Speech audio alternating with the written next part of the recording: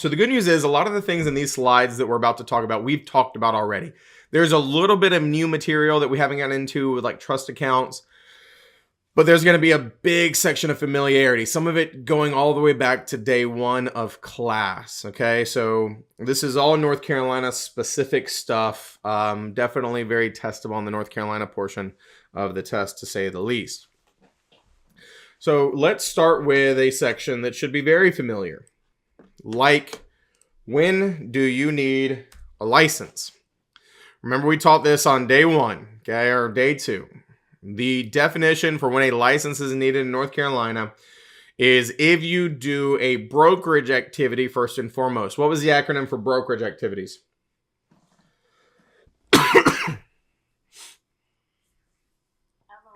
There you go. LL Beans, list, lease, buy, exchange, auction, negotiate, sell. Those are all brokerage activities. And so if you do any of those, whether you do, offer to do, or refer to do those things, and it deals with real property for others for compensation, a license is required. Okay, a license is required. Those three criteria are typically, right, have to be present. And so you're going to be very careful with these test questions, right? You got to be able to think, does it involve real estate or real property? Is it for somebody other than themselves? And are they being compensated? And the answer is yes, they probably need a license. But remember, if even one is missing, then no license is needed. So if you are working for yourself and not for others, you don't need a license because it's you. So you don't need a license to buy a house. You don't need a license to sell your house. If you're working for others, but you're not getting paid, you still don't need a license. So if I wanted to assist my friend in selling their property for free, I don't need a license. But the second that all three are present, real property for others for compensation, a license is required. License is required.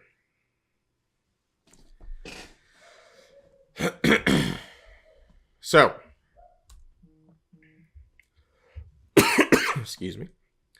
Let's talk about the different scenarios. And we talked about these already on like day one. And so hopefully you still remember the answers to these. Here's the scenario. Throwback. Steve knows his brother is interested in purchasing a new home, sends him to an active real estate broker who will represent his brother in the purchase. Upon closing, the broker sends Steve a $100 gift card. Is this acceptable or is a license required?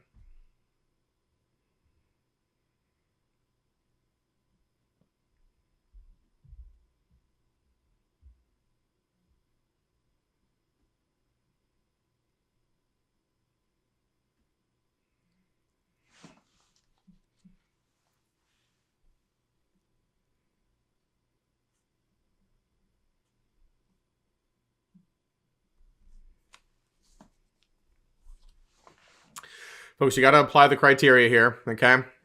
So, first and foremost, we said the LL Beans activities. If you do, or refer to do, or offer to do. So, Steve referred his brother to buy. So, that's a brokerage activity. It is real property that his brother is buying. Steve is not the one buying it. So, there's real property for others. And Steve got compensated.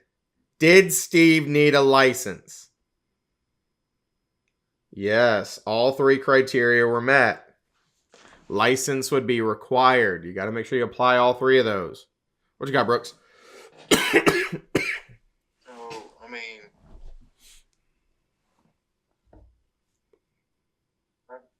I personally don't see how this was a referral. I mean, he sent him to somebody that was a real estate agent. Like, he didn't charge a fee. He didn't know he was going to get compensated. So, to me, it just feels that $100 gift card. Why did he get that gift card? Who knows? I mean, like, it could have just been like a thank you for sending this person my way. Oh, thank you for the referral. I mean, how can it be a referral if it just so like if it's not expected? How can it be a referral? It doesn't matter. It's still a referral fee. It was paid because he referred business and he didn't have a license. It's a referral fee. Don't get caught up in the semantics of it. Now, yeah, sure, if I said he sends him a gift at Christmas 10 months later, arguably, I don't think we have an issue anymore. But the question is, he sent them this money in exchange for sending him that business, right? That's a referral fee. Synthil, be careful, okay? Synthil, hold on, listen. There you go, Raphael. Even $1 would require a license. I told you, don't get caught up on this. When we talked about the $25, $50, that was we don't have to disclose to our clients that we made that. The nominal gift, right? The nominal gift, we don't have to tell our clients about it.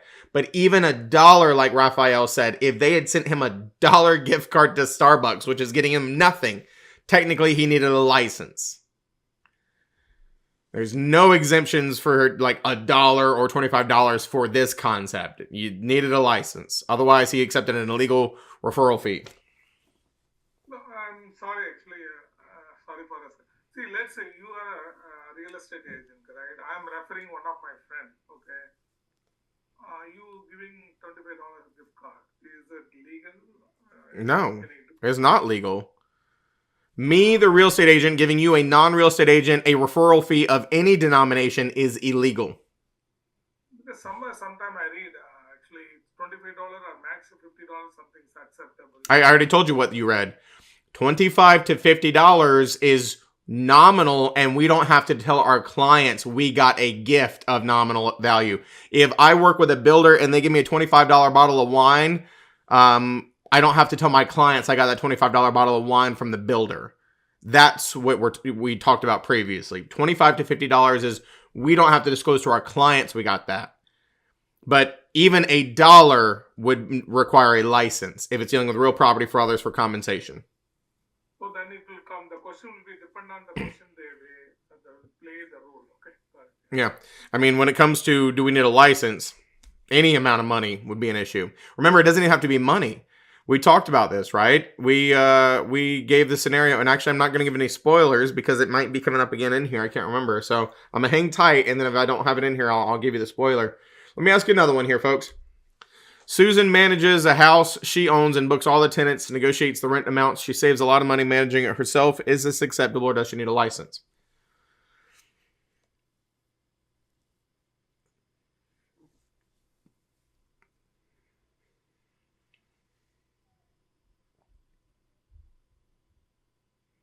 Yeah, there you go. This is fine. Real property. She's saving / making money, not for others. Doesn't need a license. Only to the criteria. So remember the named exemptions. Let me look and make sure that this is in here before. Yeah. Let me go and throw the one that I was just talking about, folks. Jesus Christ. Even use of a building or use of a car is something of value. It does not have to be money. Anything of value, something that would normally be worth something, that would count as compensation in this regard as well. So we talked about the exemptions. There you go, Anthony. Way back when, the Microsoft one. There you go. That was like 17,000 years ago, wasn't it? We talked about employees of entity owners. That is a full-fledged exemption, and that's exactly right. I use the Microsoft comparison because Microsoft owns real estate, and as the owner of real estate, Microsoft can sell their own real estate without a license. And I asked you, who was Microsoft? And you couldn't tell me. It's an entity.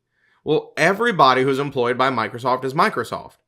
So any employee, any owner, any manager of Microsoft could go out and hold themselves out as the owner and sell it, no problem. Full-fledged exemption. Entity owners selling the property. Employees of the entity. Now, the other one we talked about both in the property management section yesterday and way back when we were talking about the exemptions is the salaried employee of a broker property manager. Salaried employee of a broker property manager. And so when we're dealing with this is not a full-fledged exemption.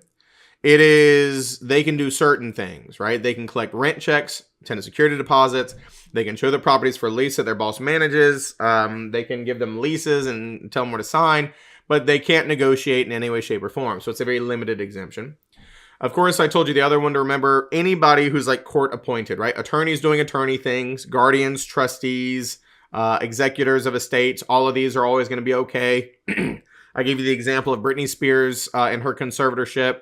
Her dad, Jamie, would have been dealing with selling her property as the guardian, who had been signing on behalf of her, who would have been paid as the conservator or the guardian of the conservatorship, but because it's a court-appointed thing, he would have been exempt. So we talked about all these, okay? You got to be very careful. Of course, HOAs as well. Anybody who is a member of an HOA doesn't need a license. And then, of course, for sale by owners, don't need a license. People managing their own. All of those were listed as exemptions. So let me ask you another question here. True or false? Unlicensed property owner may compensate an unlicensed person to show rental property and collect rent on their behalf as long as the unlicensed person does not negotiate on behalf of the owner.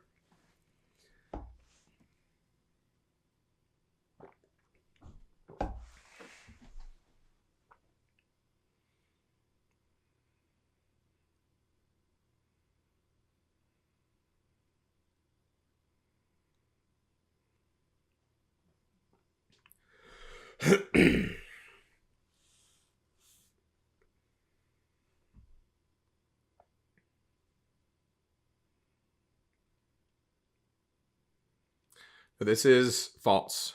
We're not talking about entities. An unlicensed individual paying another unlicensed individual. There is no entity here. We're not dealing with employees of entities. The owner's not an entity. None of that's coming into play. It is an individual trying to compensate another individual without a license for doing leasing activities. Not okay. They would need a license.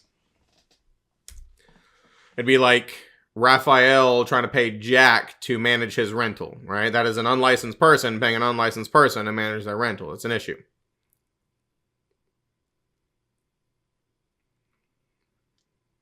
So make sure that you are applying those 3 criteria, folks. I am telling you right now, there are a lot of questions like this on the test, and students have a tendency to not pay attention.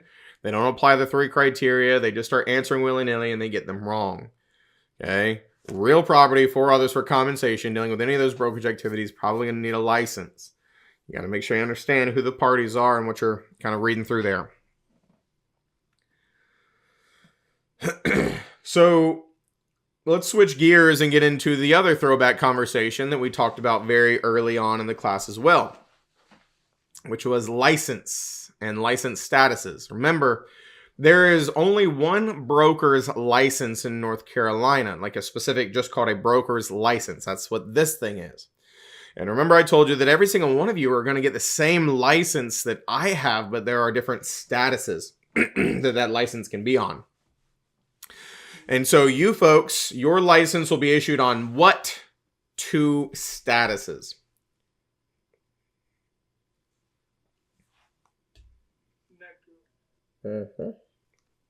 Inactive and provisional.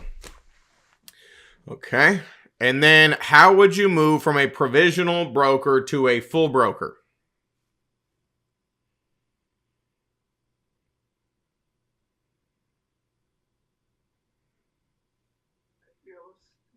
There it is, folks. Be very careful. You move from a provisional broker to a full broker by taking 3 30-hour post-licensing classes. 90 hours of post-licensing will move you from provisional to full broker. Folks, remember what I told you. If you all get your licenses at the end of December, you could be a full broker by January. If you really cared to do it, you could. You could get post-licensing knocked out just that fast. So you move from provisional to full broker by taking the 3 30-hour post-licensing classes.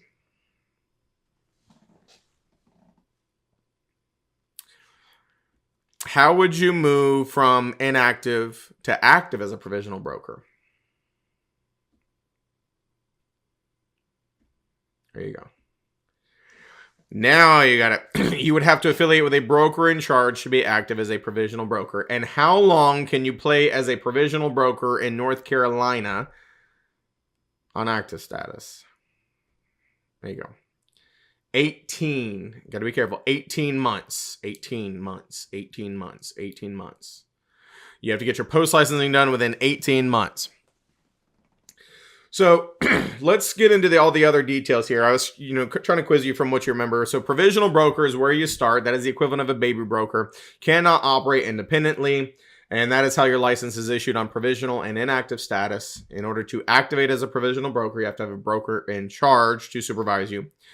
If you want to become a full broker, you just have to take those 3 30-hour post-licensing courses in any order. Doesn't matter as long as you get them done within 18 months of your initial licensure.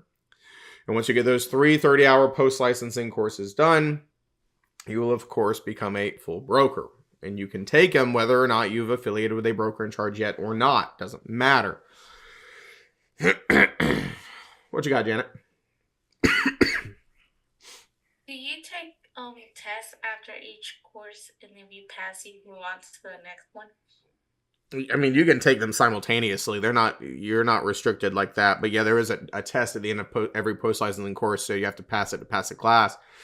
But in theory, you could take, post 301 Monday, Wednesday, while taking the other one Tuesday, Thursday. You're not like, the only thing is you just can't take them the same physical time.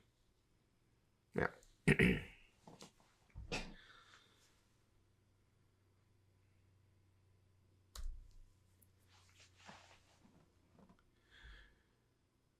So,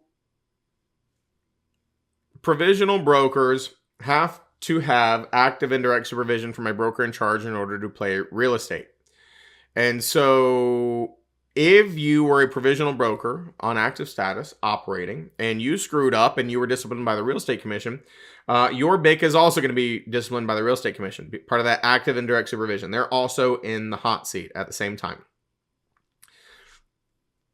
So something to keep track of there. The other thing that we kind of talked about back in the day, remember, folks, a provisional broker cannot be duly affiliated with multiple brokerage firms at the same time, except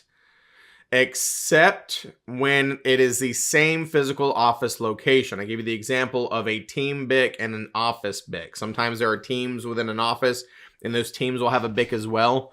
And so that is the only time a provisional broker can duly affiliate, with the team BIC and an office BIC in the same physical office location. But a PB could not affiliate with this office and this office simultaneously with different locations, different firms. Not allowed. Full broker can. We'll get into that more in just a second. Another big thing to understand is that a provisional broker cannot be paid from anybody other than their broker in charge. So if you get a test question that says the provisional broker was paid directly by their buyer client, is this okay? No. All monies have to go through the brokerage firm. And I told you that's true anymore of all brokers, regardless of whether they're PBs or full brokers, if they are affiliated. But the rule still clearly states that a provisional broker can only be paid by their broker in charge.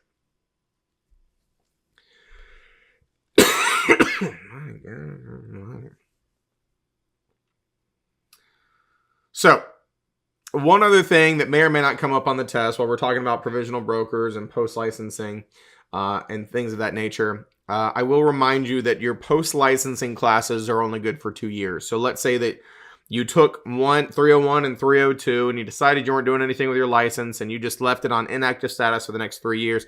Those classes will expire after 2 years have passed. So you either want to get them all knocked out, right? And then you're a full broker. You don't have to worry about it, because if you just leave it sit, and they do expire after 2 years. And so here's the other one that I just told you as well. Provisional broker can only be duly affiliated in that one rare circumstance of the team BIC and the firm BIC in the same physical office location. That's the only time a PB can be duly affiliated.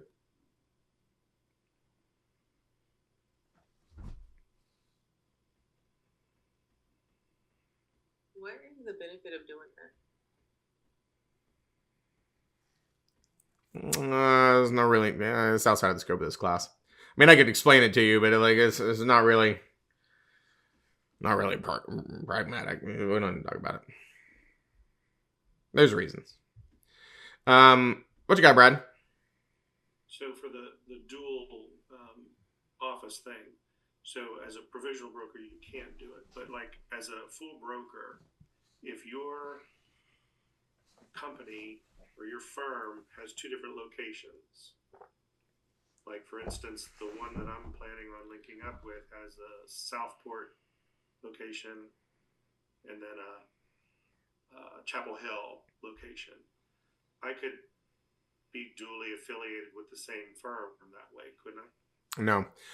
But what a lot of those offices will do is you'll be affiliated only with one, but you're allowed to go hang out at the other one. It's just that your record would only be hung on the one. That's how it works. So it's the same firm, so nobody's going to stop you. Does that make sense? So like even with like Coldwell Banker HPW, we have like 13 offices. And so if I'm affiliated with one, I can go to any of the offices to print my papers, to meet clients, to do whatever. But my license is just hung with one. There's really no benefit or reason to be with both if they're all part of the same firm. So I would just have to join the local board of realtors to show houses or sell. Are they in different markets? Yeah. Isn't it separate, like Brunswick County and Wake County? That would be a different. Yeah, arguably, but so yeah, you won't be able to do that until you're a full broker. That's what I meant. Yeah, Not yeah, like a provisional broker, it's a yeah, full broker. yeah. So like as a provisional, you could not, but yeah, as a full broker, absolutely, sure. Yeah. Let me ask you folks a question here. Provisional broker who does not complete the required 90 hours of post-licensing education within 18 months of licensure will have a what?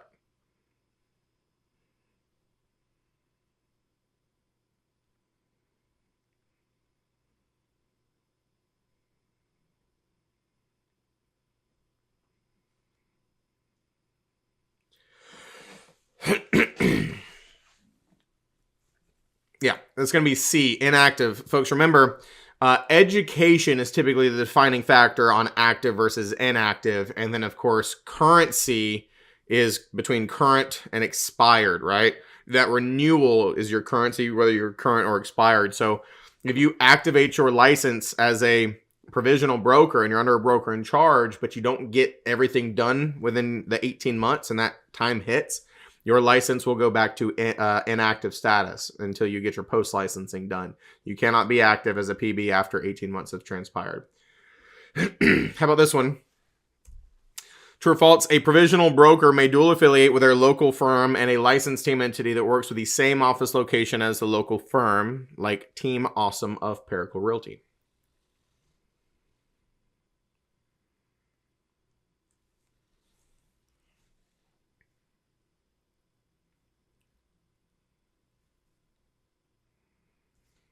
Yeah, this is true. Same physical office location. That's okay. How about this one? True or false? Broker Bobby must be a current North Carolina realtor to earn compensation for a real estate transaction.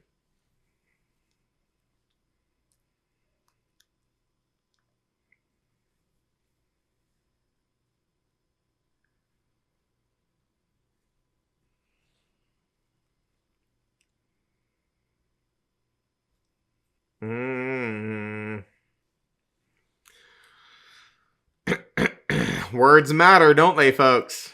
Some of y'all are just going one way and then you kind of went a different way.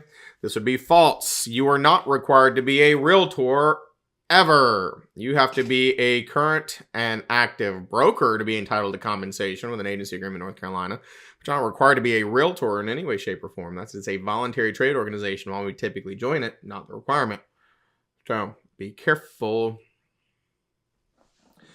So then, full broker. I know, tricky. Full broker means you have taken your 3 30-hour post-licensing classes, and as soon as you get the last one done, you have dropped your provisional status, and then you are now a full broker. And the interesting thing about a full broker, and it says it on here, but remind me, a full broker can do what?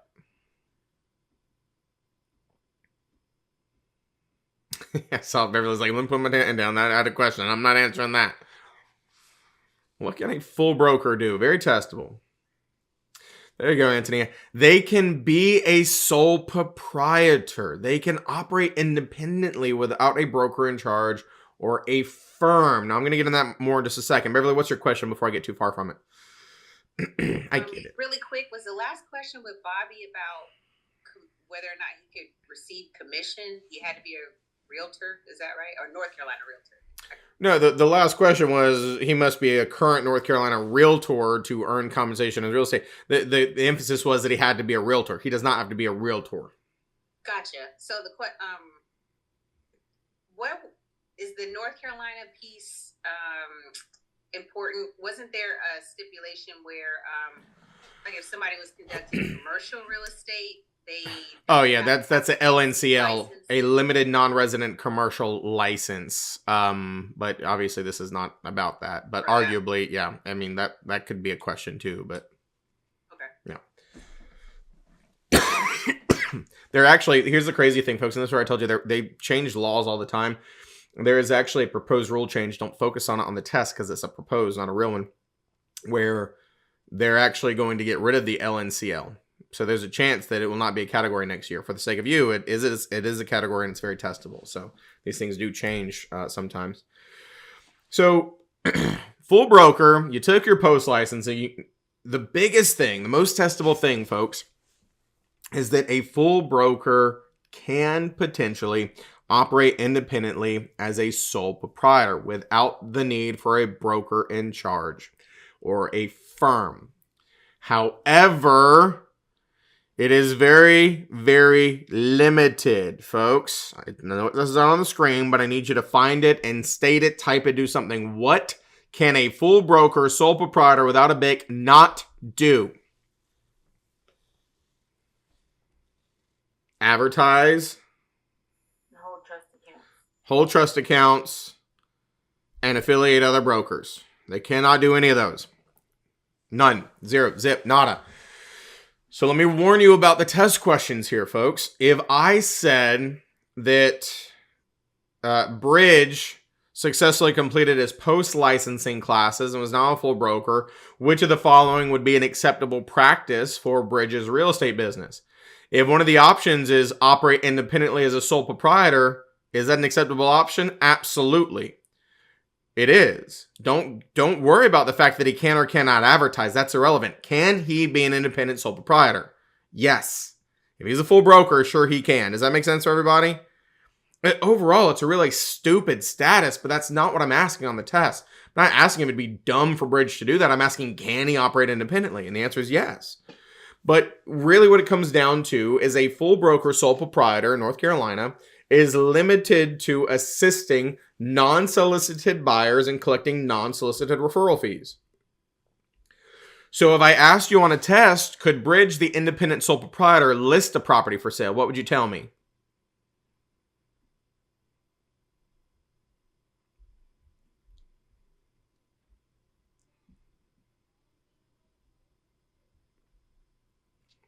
So hoping for a few more than that. But yes, no is the correct answer. No, because listing a property involves advertising. You've got to be very careful. Okay, what am I asking you? Am I asking if they can be an independent sole proprietor broker? Then the answer is yes, if they're a full broker. And if I'm asking if they can list a property for sale, the answer is no, because they can't advertise. If I'm, there's things like this. There's nuances to these questions. So you got to be very careful there. Now, folks, understand that a full broker sole proprietor who is also BIC eligible could designate as BIC of their own sole proprietorship and do everything that a firm could do. Remember, I told y'all that was my status for a very long time. I operated as an independent sole proprietor. I was BIC of myself. And so I could advertise, I could have trust accounts, and I could affiliate other brokers because those things require a BIC. If I am the BIC, I'm good. So, as we said, have to declare a BIC if any of those things were happening. No, and please be very careful. Advertising means advertising in any way, shape, and form. No business cards, no word of mouth, no nothing. No advertisement in any way, shape, or form if you're a full broker, sole proprietor without a BIC.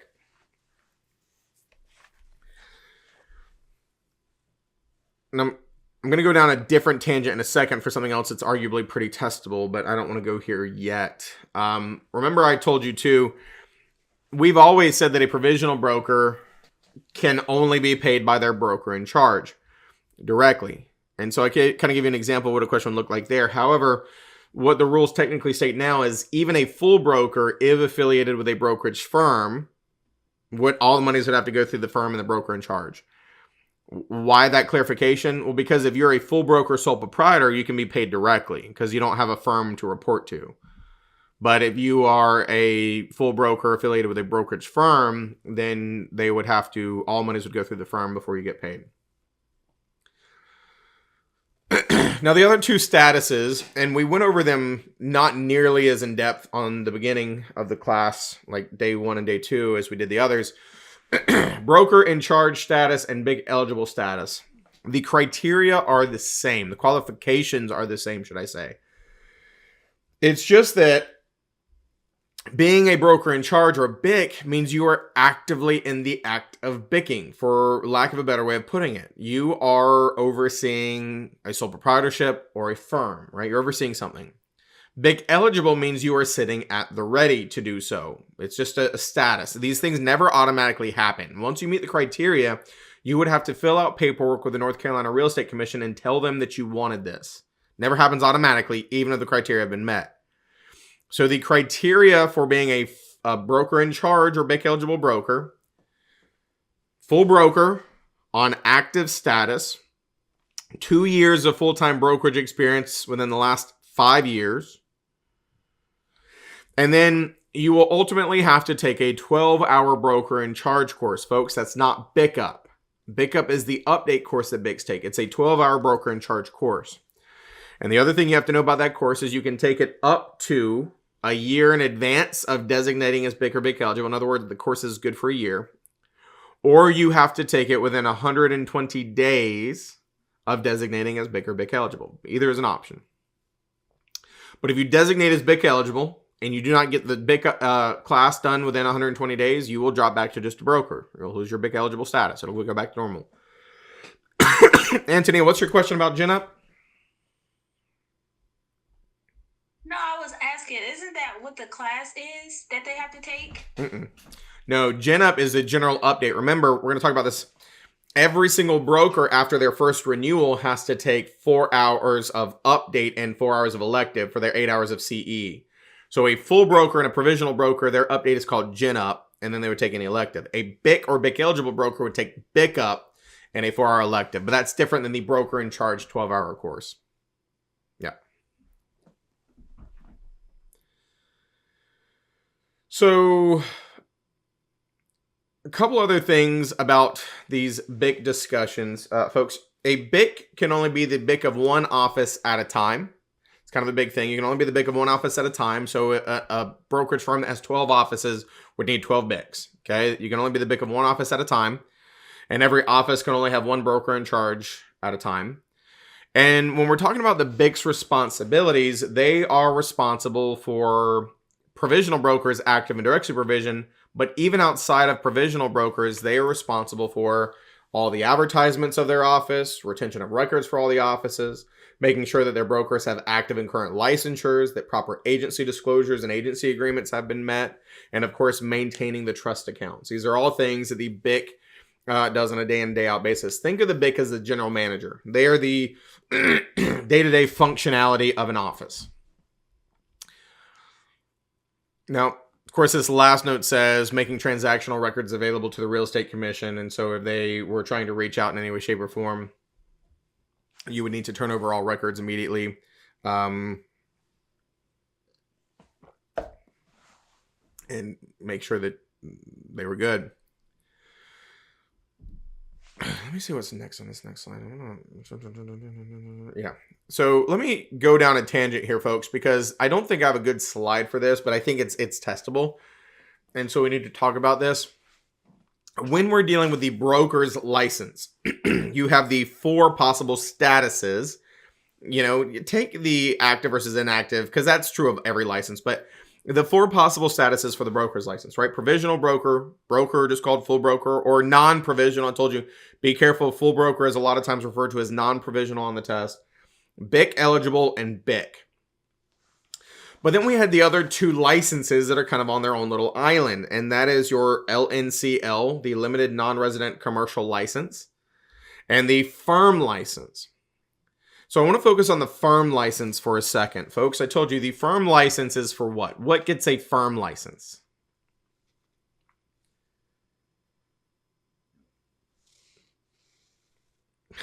A firm, yeah, but An entity. an entity. an entity, folks, that's doing any kind of brokerage. And so that would be an LLC, a corporation, a partnership that was created to do real estate brokerage. And so if it's getting compensated for brokerage, if it's doing brokerage like your Keller Williams, your Coldwell Bankers, your Century 21s, it would need a firm license. Now, folks, I want you to listen very carefully because this is something that screws up students on the test all the time. And I think it's cruel and unusual that it would ever show up on a test question, but I'm pretty sure it does. Not every firm needs a broker in charge. I'm going to say that again.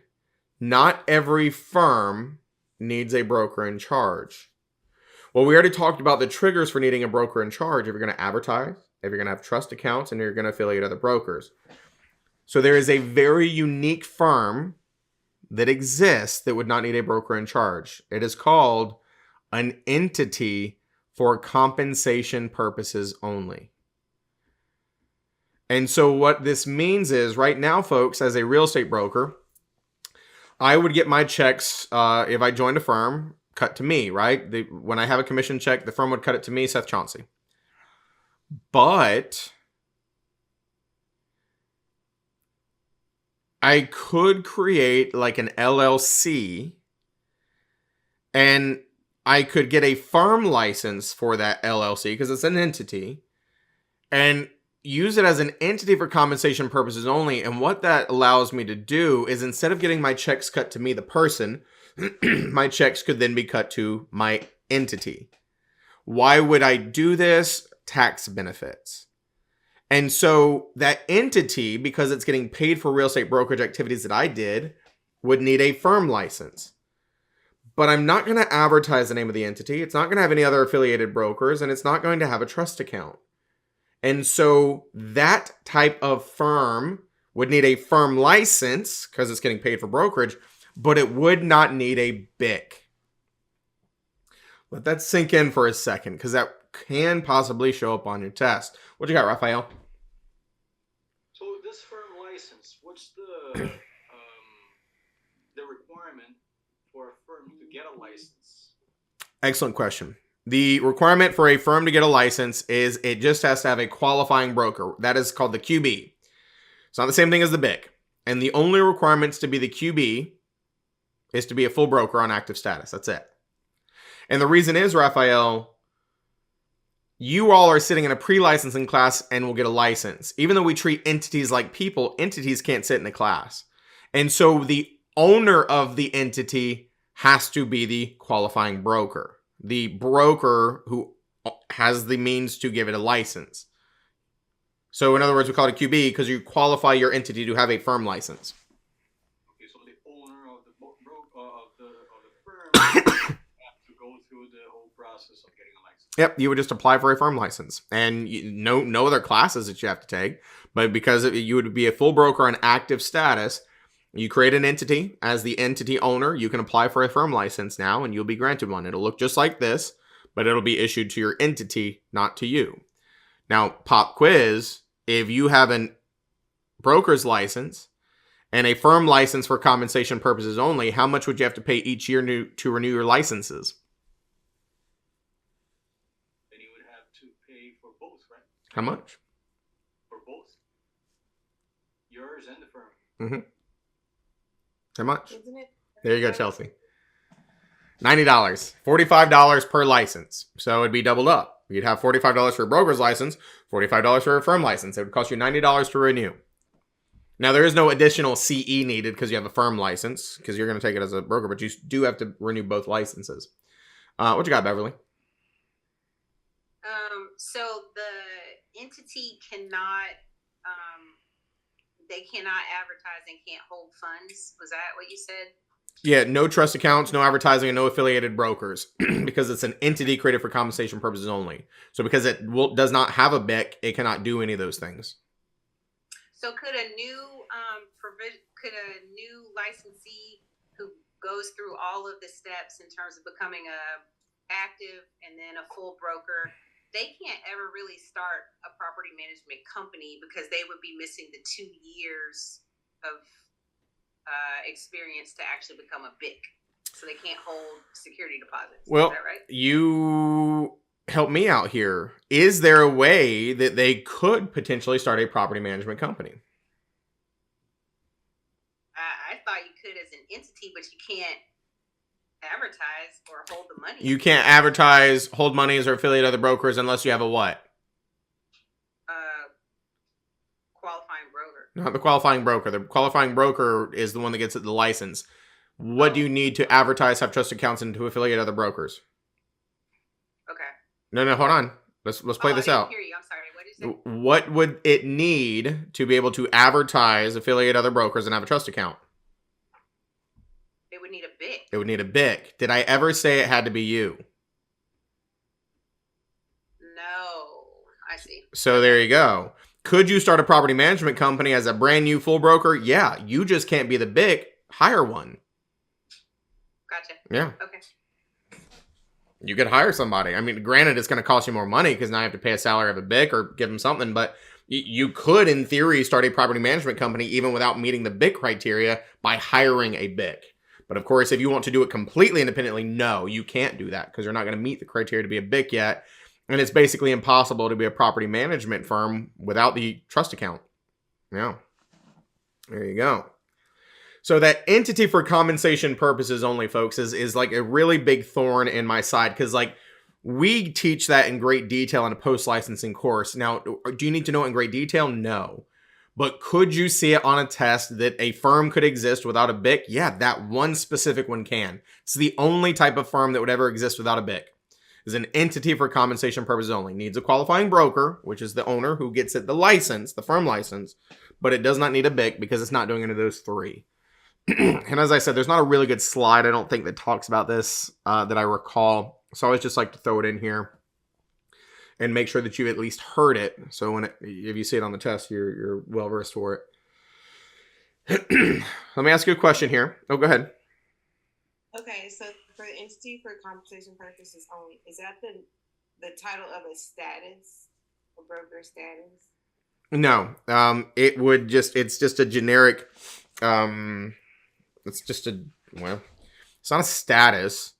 It's just what it is. It's an entity with a license, but it's a clarification that it is an entity for compensation purposes only. Why are we clarifying that?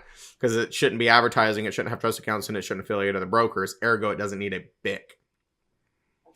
But it's not going to be testable as like a Jesus, unique status. Yeah. So, question for you here. Non-provisional broker working for Paracle Realty in Charlotte may receive a referral fee directly from their brother who is an active broker in Wilmington, North Carolina.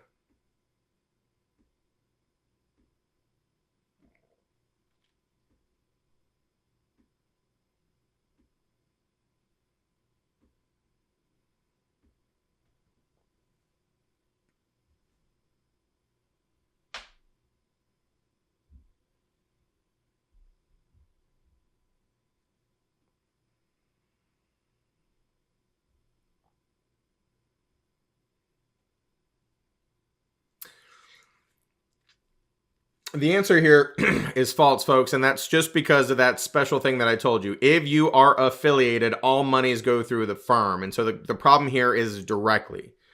If they were to pay them directly, they are trying to circumvent the firm. That's a no-go. Even though they're a full broker, they are affiliated with a real estate brokerage firm, so all monies need to go through the firm. If that non-provisional broker was a active sole proprietor, could they receive that referral fee from the brother directly? Yeah, absolutely they could. Because they don't have a firm if they're an active sole proprietor, and referral fees is something they can do. Bill says, so a property management company must have a BIC. It'd be darn near impossible to do it without. Because how are you going to advertise, and how are you going to hold trust monies? And it's very hard to be a property manager without being able to do those two things. Like, it doesn't verbatim state in the laws that you have to be a BIC to be a property manager. It just says full broker, but arguably it'd be impossible because of other laws, the way they're written, to be property manager without being a BIC. Yeah.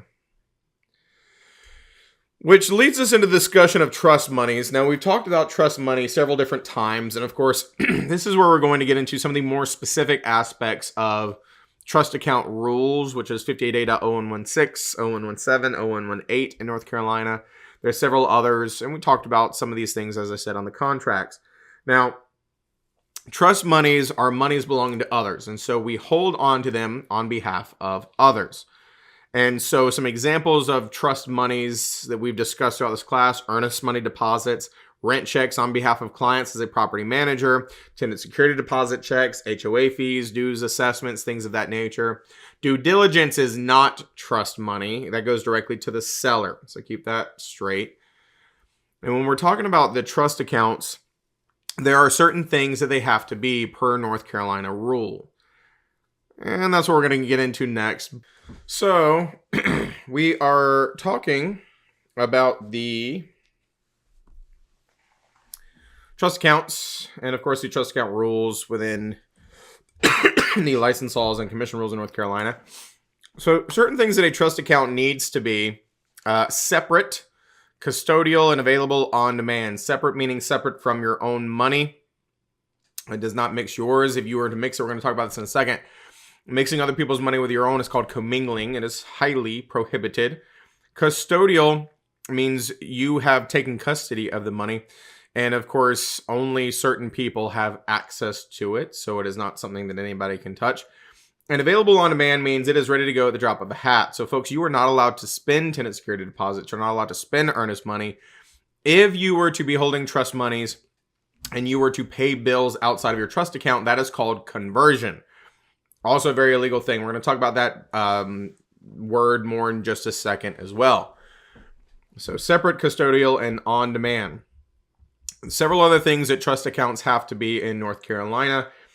As brokers, we are required to hold our trust monies in federally backed depositories, FDIC insured, meaning no credit unions. Okay, private banks and things of that nature are not allowed to be utilized.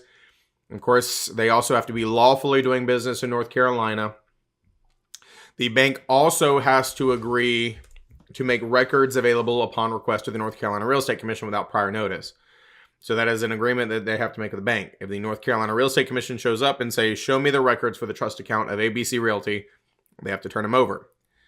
Now, the bank location, the specific branch location, you can deposit it outside of North Carolina so long as the bank does lawfully exist in North Carolina. Obviously, all banks are intertwined, and so it's not really specific which branch you deposit it at or typically do business in, so long as it does exist lawfully in North Carolina. Now,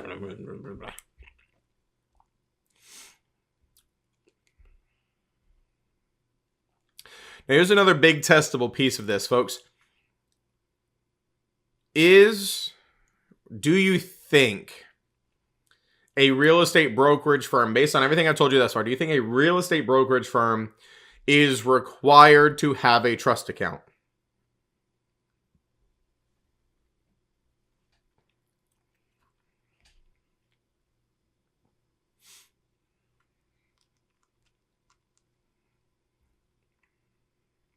The answer is no. There is nothing stating that a real estate brokerage firm has to have a trust account. It says if we're holding monies on behalf of others, we would have to have a trust account. Couldn't we just not hold monies? Especially when we're talking about sales. We had this conversation just a few moments ago. Sure, it may be next to impossible for a property management brokerage to not have one, but a real estate sales firm is very easy to not have one. We just typically have the closing attorney hold the trust monies. So as long as we're not holding trust monies, we don't need a trust account. So if I was to ask you the minimum number of trust accounts a firm has to have, 0.